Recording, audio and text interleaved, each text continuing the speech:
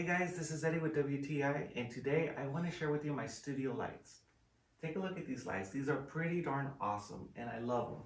And let me tell you why. A couple of features that I love and that are an absolute necessity are the barn doors on them. You can move them and adjust them to wherever you need the light directed. And it's got 4 of them, so you can get the perfect shot depending on where you want that light directed. Another thing I love about these lights is that they're adjustable tripods.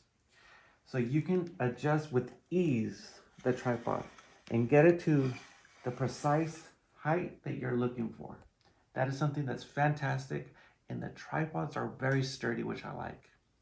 Now take a look at the rear of the lamp. I really love the digital display on it. It's got the red numbers that lets you know exactly what you're looking at. Your intensity, you can vary it and adjust it with ease. And also on the left side, you can control whether you want a cool white light or a warm yellow light. So you can adjust in between, which is fantastic. It does give you the option for battery packs, which is really convenient if you're trying to go mobile. And last but not least, I love the carrying case that it comes with. Check this out.